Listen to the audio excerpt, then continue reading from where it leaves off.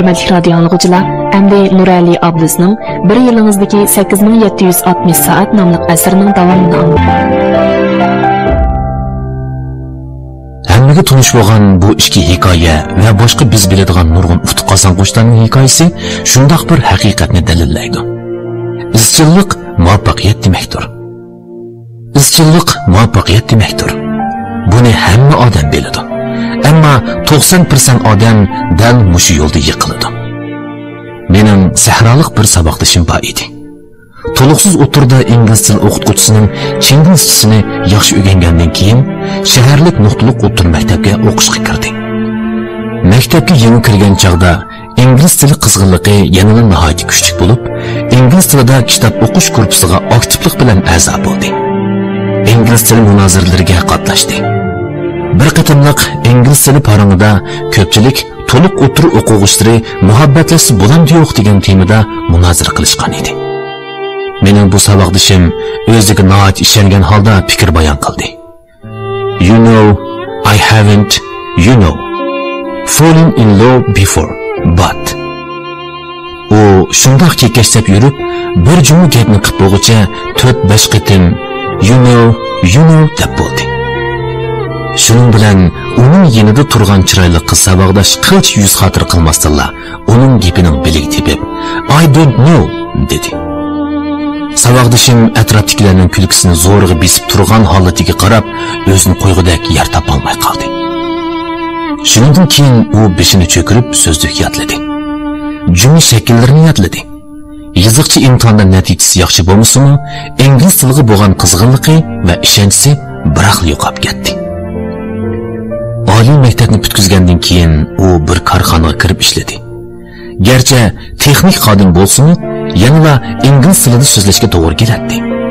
Shuning bilan u saboqdashim ingliz tilini qaytadan o'rganish planini tuzib chiqdi. Lekin faqat 2 hafta davomlashtiribla ingliz tilini bo'ysundirish plani mag'lub bo'ldi. Nurg'un qatim plan tuzgan bo'lsa-mu, har qatim turli sabablar bilan voz kechdi. Mashq qilishni har kuni to'xtatmay davomlashtirsa, boshqalar oldida qo'rqmasdan ovozini qo'yib berib so'zlab bersalar, Aman bir kuni ingliz tilini ravon so'zlay oladiganligini umib biladi. Shuni u har xil usullarni sinab qilib baxdi. O'rganish guruhlariga qatnashdi. O'zini jazolab baxdi. Shuncha tirishgan bo'lsa-mu, muvaffaqiyatning qarsini ko'rolmadi.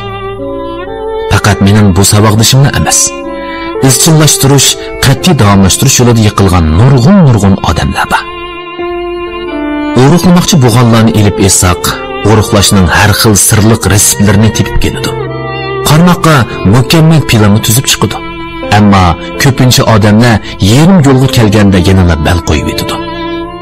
Tamaki tashlamoqchi bo'lganlarga o'xshash.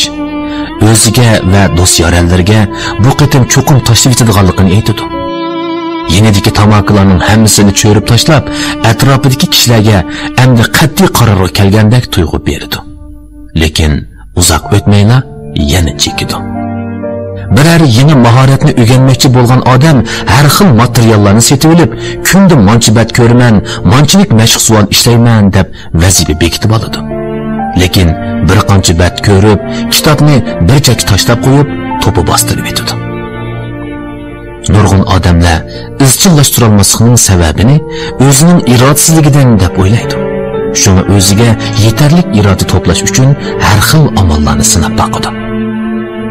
Xizmatdoshiga 200 yuan pulni tutqizib, agar men 2 hafta ichida go'sht yeydigan bo'lsam, bu 200 yuan umumning bo'lib ketadi deydi. Agar marojin yeb qolsa, o'zini 5000 metr yugurish bilan jazolaydi. Hujursiga sen cho'qim g'alaba qilasan. Sening nishoning 45 kilogramm. Axlat yemeklarni qalaymaqan yema. Darhol chiniqil chiq degandek xatlarni yezib choplab oladi. Lekin mag'lubiyat hamon mag'lubiyat. Eng oxirida barliq usullarni sinab boqqandan keyin yana qarab turib voz kechadi. Ondan o'zining irodasizligidan og'rinadi. O'ruqlashda mag'lub bo'ldim, men irodasiz. Tamaki tashlashda mag'lub bo'ldim, men irodasiz. O'rganishda mag'lub bo'ldim, men irodasiz. Bir umr irodasizligidan og'rinib o'z-o'ziga yetkish uvol qiladi. İrodaning uzjoti nomli asarda avtor mundaq deydi. Natijaga ta'sir ko'rsatgani iroda emas, balki ilm. Psixolog Walter Mischel ishlagan mashhur bir tajribani balkim anglagan bo'lishingiz mumkin. Tajribada bolalarga mundaq ikki xil tanlash berilgan. Biri, hozirlab bir tal paxta kamputni ilib ketsa bo'ladi. Yana biri 15 minut saqlasa, 2 tal paxta kamput beriladi. 20 yillik iz qo'qlab tashirishdan ma'lum bo'lishicha, o'z vaqtida 15 minut saqlab, 2 tal paxta kamputga erishishni tanlagan bolalar har qaysi taraflarda saqlab tura olmagan bolalardan ustun turdi ekan. Buningdan izoh turishni osonlikcha rad qila olmaydigan kishilar osonlik mag'lub bo'ladi. Buning negizlik sababi irodaning ojizligi deb yakun chiqarilgan. Change Anything'ning avtori bu tajribani takror ishlagan. Boshda aran 30% bola 15 minut saqlab tura olgan. Keyin avtor tajribaga ozroq tangshash kirgizib, tajriba boshlanishdan burun bolalarga diqqatini boshqa ishlarga qaratib turish degandek ba'zi tadbir choralarni o'rgatib qo'ygan. Natijada 15 minut saqlab tura olgan bolalarning nisbati 50% ga yetgan. Ko'pincha hollarda planimizda ching tura olmagandan keyin oddiy ham to'mtaq holda o'zimizni irodasi ojizga chiqarib etib, bir tarafdan o'zimizga qattiq nafratlansak, yana bir tarafdan menga amal yo'q o'xshaydi deb o'ylaymiz. Amaliyotda har qanday odamga nisbatan aytganda, odamning irodasi zehni quvvatga o'xshashla cheklik bo'ladi. Izchillik orqali muvaffaqiyat qozonishda irodaga tayangandan boshqa, shunga munosib holda to'g'ri usul va tadbir bo'lmasa bo'lmaydi. Mushu usullarni egillagan chog'da g'alaba qilgan 10% odamning qatoridan o'rin ola olamiz. Agar izchillik orqali muvaffaqiyat qozonmoqchi bo'lsangiz, bu ishni qattiqroq ishtirib echingda keyingi bobga o'ting. Ikkinchi bob. O'zingizni korxonadek boshqaring. Dünya ana shundoq. Oshu arzimas odamlar, o'zlarining arzimas odamga aylanib qilishiga imkon bergan odamlarga bu dunyoda o'rin yo'q. Nil bor. Nishonsiz bo'lsangiz, qirdan oshmaysiz. Hozir qo'lingizdagi hamma ishni to'xtatib, larzon musiqidan birini qo'ying. Ondan menga agishib, tasavvuringizni qanotlantiring. Ahamiyatli ishdan birini qilaylik. Hafta oxiridagi go'zal bir atlaganni tasavvur qiling. Soat 9:10larda uyg'ondingiz. To'limi yangi yil o'rningizdan turdingiz. Quyosh parlab chiqqan bir kun edi. Derazni ochib, saf havodan erkin nafas oldingiz. Ko'z oldingizda bir parcha yeshillik. Bugun shanba. Ishga bormisingizmi bo'ladi? Bugun sizning hech qanday qimingiz yo'q. O'rningizdan turgandan keyin yaxshi ko'radigan odamingiz bilan yoki oilangizdagi biri yoki siz yaxshi ko'radigan u bilan bellashtirish qildingiz. Eng omroq tamoqingizni yedingiz. Endi ishkinglar billa sayliga chiqmoqchi. Ishkinglar billa mashinalik yo'lga chiqdinglar. Shahar sirtining muhiti tinish ham go'zal bo'lib, kuch ko'rgandek rangdor bir dunyoga berib qoldingiz. Uzoq o'tmay Yevropacha uslubda silingan oq ranglik yog'och uyning oldiga kelib qoldinglar. Uy ichida odamlarning qarzi ko'rindi. Sizlar kirib ko'rib beqishni qaror qildinglar. Uyga kirib, hayotingiz bilan munosabatli barliq kishilarning borligini ko'rdingiz. Ota-onangiz, do'st yo'llaringiz, saboqdoshlaringiz, hammasi shu uyda. Hayron qoldingiz. Lekin ular sizni ko'rmagandek qiladi. Ular eg'ir besiqlik bilan paranglashib o'tiradi. Ular bilan salomlashishni o'yladingiz. Lekin ular sizni ko'rmagandek, gaplaringizni anglagandek qiladi. Shuning bilan bir chetda jimjit qarab turdingiz. Birdandan keyin hammaylar o'ltirib, niymatlashib oldiga chiqib gap qildi. O'ylaganlarini o'tirg'a qo'ydi. Ularning gapini zang silib anglamadingiz. Faqatla qiziqish ilkida qarab turdingiz. Bir hazordan keyin hech kim munbarga chiqib gap qilmadi. Shuning bilan sizmi oldiga chiqib, o'ylaganlaringizni aytmoqchi bo'ldingiz. O'rningizdan turdingiz. Garchi jiddiylashgan bo'lsangizmi, yanada oldingizga qarab maqdingiz. Bir qadam, 2 qadam, 3 qadam, 4 qadam, 5 qadam, 6 qadam, 7 qadam. Dal 7-qadamda munbarga chiqdingiz. Ular tarafga burilib, cho'nqur bir tinib olgandan keyin ko'nglingizga gaplarni demoqchi bo'ldingiz. Әмділі eğiz acayip turganda o'ng tarafınızdaki bir üstelge qo'yilgan yağaç kutuga ko'zingiz tushib qoldi. Voy, bu nima qutudu? Boshda diqqat qilmagan ekansiz. Uni ichib, ishida nima borligini ko'rib baxmoqchi bo'ldingiz. Qutini ochmoqchi bo'lib turganda, quti ustida o'zingizning rangsiz suratingizni ko'rib qoldingiz. Beshingizni ko'tarib qarab, sizga atab yozilgan motam so'zlarni ko'rdingiz. Shundaq, bu dal sizning dafn murosimingiz. O'qib mush yerga kelganda, kitobni xato ilib qoldimmi nima? Odamga ilhom beg'ishlaydi deb sotgan kitob qandoqsiga qo'rqinchli hikoyaga aylanib qoldi deb o'ylab qilishingiz mumkin. Lekin agar boya mushu manzil ishiga haqiqiy kirgan bo'lsangiz, ruhiy poklanishga o'xshab ketadigan bir jarayonni boshdan kechirgan bo'lishingiz mumkin. Bu mo'chatlardan moda bo'lgan qabristonlikda davolash usulining bir halqasi. To'xtab qolmang. Siz hali ham dafn murosimida. Bu 50 yil, 60 yil, ehtimol 100 yildan keyin ish qilib hamon keladigan bir murosim. Azaldilla bir odam dunyoga to'ralgan osh minutdan boshlab o'lim safariga yo'l olgan bo'ladi. Hech qanday odam o'limdan iborat bu muqarrar qismatdan qochib qutula olmaydi. 1987-yil Amerikalik tanliq yozuvchi Lamont Caffell o'pka rakiga giriftor bo'ladi. Shundan keyin u oxirgi parcha nomli eng oxirgi bir parcha she'rida mundaq yozadi. Sen bu umringda erishdingmi izlaganlaringga? Darvaqa men erishdim. Undaqda sen nima izlading? O'zimni qadrlab deb chaqirishni, o'zimning bu dunyoda suyulgunimni his qilishni. Bu she'r Caffellning qabri teshig'i o'yilgan. Shundaqla Qush odam nomli kinoning muqaddimasi.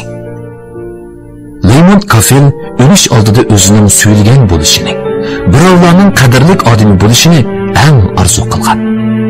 Undaqda bizchi umrimizga chekit urilgan ashu paytda bir umrlik hayotimizni qanday xulosalaymiz? Boshqalarning bizga qanday shaklda motam tutishini umid qilamiz? Men bu haqda ko'p qatim o'ylanib baqqan. O'quvchilarim bilan bu haqda fikrlashib baqqan. Har xil javoblarni angladim. İngilizce ismi William bo'lgan jungolik bir o'quvchining ayoliga nisbatan yaxshi ari bo'lish, bolalarga nisbatan yaxshi ota bo'lish, jamiyatga nisbatan yaramliq odam bo'lish, o'ziga nisbatan ormonsiz ketish ekan. 14 yoshlik bir o'quvchining qilgan bu gaplari meni hayron qoldirdi. 15 yoshlik yana bir o'quvchining javobi meni texim hayron qoldirdi. Mening o'limim bir davrning oxirlashganligi bo'lishini orzu qilaman. Hammamiz bu dunyodan ketamiz. Mening qarashimcha hayotning ma'nosi navbatdagi har bir minut, har bir talashimizni o'z ichiga olgan bo'ladi. Agar ata hayotingizning eng oxirgi bir kuni bo'lib qolsa, siz yanama hozir qilayotgan ishingizni qilamsiz? Bu dunyodan xotirjam ketalamsiz? Bu savollar ilgirki chog'larda men uchun faqatla bir xil tasavvur edi. Otamni yerlikka qo'ygandan keyin bularning to'limi real masalalar ekanligini his qilib yetdim. Otam men oliy maktabni bitkazishga 15 kun qolgan chog'da olamdan o'tdi. Bu umrimda eng afsuslanadigan ish otamning boqsiz o'limi. Texmi afsuslanarlik yeri shuki, ko'nglimni ifodalashga mohir bo'lmaganligim uchun uni hurmatlaydiganligimni, uni yaxshi ko'radiganligimni biror qitim aytmagan ekanman. Uni obdonroq tushunib beqishni azaldan o'ylab baxmagan ekanman. Otamning nima ishlarni qilganligini, boshqalarning uniga qanday baholanib berdiganligini bilmaydim. Uning namozini Qashqardagi asli yurtimizda tushirdik. Gerçi mahalladan ayrılğalı xili köp yıllar bo'lgan bo'lsa-mu, yanına 400 dek odam keldi. Nurg'un dehqonlar orliqni yiroq ko'rmay, otamni oxirgi bir qatim uzitib qo'yish uchun yetib kelishdi. Otamning bu umrida shuncha ko'p yaxshi ishlarni qilganligini shulardan bildim. Hatto otamning tuyuqsiz qazo qilishini ularga yordam qilish uchun bo'pti. 2011-yil 6 oyning 14-kuni kecha Otam boshqa 7 nafar xizmatdoshi bilan Şinjan Qo'rg'os noyisi Sanxo'zi yesida quyosh energiyalik yo'l chirig'ini tekshirayotgan ekan. Yo'l chiroqlari texi yangi o'rnatilgan bo'lib, bundan burun bu rayonda yo'l chiroqlari bo'lmag'achqa, kechasi yo'l qop-qorong'i bo'lib, mashina haydash xatarli ekan. Piyoda manganlarmi hech narsani ko'rolmaydi ekan. Otam hayot vaqtida fan texnika nazoratida ishlaydi. U o'z tirishchanligi bilan savdogar chaqirib, mablag' to'plab, yezlarga nurg'un turmush aslahalarini o'rnatib bergan. Bu yo'l chiroqlarimi shularning biri ekan. Kech soat 11da qop-qorong'i ko'chada yo'l chiroqlari yenib, xo'shallik nurini chechibdi. Dal shu chaqda 19 yoshlar chamisidagi motosiklet mingan 2 yosh 90 kilometrlik surat bilan kelib, odamlar to'piga usib kiribdi-da, udur berib, yo'l chiroqlarini tekshirayotgan otamga so'qilibdi. Ko'pchilik otamni darhol doktorxonaga olib beribdi. Doktorlar shuncha tirishgan bo'lsa-mu, ig'ir yaralangan bo'g'ashqa amal qilolmabdi. Otam shu yotgancha qayta o'rnidan tura olmadi. Otam hayotligida qilgan bu ishlarni bilmaydi. Bu mening nazarimda ochiq yomon, qattiq qo'l, hatto biroz qo'pol odam edi. Ammo shu ishlardan xabar topgandan keyin otamning to'limi ahmatlik yashaganligini his qildim. Turmush kitobga o'xshaydi. Ahmati uzun qisqaligida emas, mazmunida. Gerçi biz o'xshamagan yo'lda mangan bo'lsak-mu, o'zim tanlagan mushu yo'lda otamning chiriqini mangu o'chirmasam deyman. Odam o'z hayotining qachondan boshlanganligini biladi. Ammo qachon oxiri sig'anligini qat'iy bilmaydi. Ehtimol kelar oy, balkim ata, balkim keyingi bir daqiqa bo'lib qolishi mumkin. Shu kun yetib kelgan chaqda men ahmatlik yashab o'tdim deyiladiganlar qanchalik? Shunda o'ylayman. Navoda mengulik uyquga ketgani otam bo'lmay men bo'lib qolgan bo'lsam, kishilar menga qanday baholan berishi mumkin edi? Ular balkim Beyjingda o'qiydigan bu yigit vaqt o'lib ketdi. Uning hayotidagi birdan bir natijasi imtihonda yuqori nomer ololmaydiganligini isbotlab bergani bo'ldi. U qobiliyatli edi, lekin faqat o'zining xiyoli bo'yicha ish qiladi. Uning qaltis talanti turib, dunyoga hech narsa qoldirmaydi degan bo'ladi. Men bu dunyoga qoldirguning ana shulardan iborat bo'lib qilishini hargiz qalmaydim. Otamning o'limidan keyin o'zimni o'zgartirishga bel bog'ladim. Yaqinda Ungidor do'stlar chambarigida bir xil app tarqalib yurdi. Uningda do'stlarimiz sizga bo'lgan bahosini nomsiz yozib qo'ysa bo'ladi. Sinab baqsangiz bo'ladi. Boshqalarning nazaridagi siz tasavvuringizga sizga faqatla o'xshamaydiganligini bayqaysiz. Agar o'yingizda shundoq baholarga erishishni xohlamasangiz, hozirdan boshlab o'zingizni o'zgarting. Dengizda ketayotgan kema uchun eng qo'rqinchli bo'lgani qora bo'ron yoki g'alati maxluqqa uchrab qolish emas, balki tarafni yitirib qo'yish. Agar tarafni yo'lni yitirib qo'ysangiz, qayoqqa mansangiz shamolga uchraysiz, yo'lingiz tugmaydi. Yo'lni yitirib qo'ygan kema mangu qirg'oqqa chiqolmasligi, umidsizlik ichida tamtirab yurishi mumkin. Bundoq azobning cheki bo'lmaydi. Nilbor Daryo Agimi nomli asarda yozganidek, dunyo ana shundoq. O'sha arzimas odamlar, o'zlarining arzimas odamga aylanib qilishiga imkon bergan odamlarga bu dunyoda o'rin yo'q. Yo'nalishimiz bo'lmasa, nishonimiz aniq bo'lmasa, hamon bir doirada cho'rgilab yurasiz. Shuncha ko'p yoshlarning tamtirab yurishi, qo'ymoqib qilishi yo'nalishni topolmaganligi, nishoni aniq bo'lmaganligi uchun emasmi? Har qanday bir masalani hal qilish uchun bir baldoq ustiga chiqish kerak. Odoqli masalaning javobini topgan chig'imiz hayotimizda minishga tegishli tarafni topgan vaqtimizdir. Hayotimizning har bir o'tkilidagi asosli rolimizni bilib oling. Nur xizmatni jinida ko'rdigan odam. Hammadan boldir ish qiladi. Hammadan keyin ishdan tushadi. Hatto oxirida boshlig'i talab qilmagan taqdirdami aktivlik bilan istimina qo'shib ishlaydi. U vazifani tamomlash uchun butun kuchi bilan tirishadi. Hamma ishda namuncha bo'lmoqchi bo'ladi. Maktabda o'qiyotgan chog'dami har qatimliq imtihonda birinchi bo'lishni ko'zlaydi. Uning qalisidan o'tmaydigan yeri shuki, shunchajik ishlarni qilgan bo'lsa-mu, lekin hech kimni rozi qila olmadi. Butun vujudi bilan ishlab, do'stlari bilan kori bo'lmadi. Texmi yomon bo'lgani hadisi og'rib qilib, kasaldan neri bo'la olmadi. Hatto xizmatda o'sish fursati kelsa-mu, boshqalar tatib oladi. U borgancha gangrab qilishga boshladi. Shuncha tirishgan tursam, nimishqa boshqalarning e'tirof qilishi va tushunishiga erishilmayman? Eli muhabbatni jondan aziz ko'rdi. Hamisha qiz do'stini o'ylaydi. Uning atrofida doim parvona bo'lib yurdi. U mushunda qilish orqali o'zining majnunlarcha muhabbati orqali qiz do'stini ta'sirlantirib, uning mangulik hamrohiga aylanishni o'ylaydi. Lekin u shuncha qilsa-mu, qiz do'sti hamon uningdan rozi bo'lmaydi. Buning nagi bo'lsa keyniga kirib olgan odam mana endi hadisa putoq topadigan, putoq izlaydigan bo'lib oldi. Ali og'in darchiqni hammadan muhim biladi.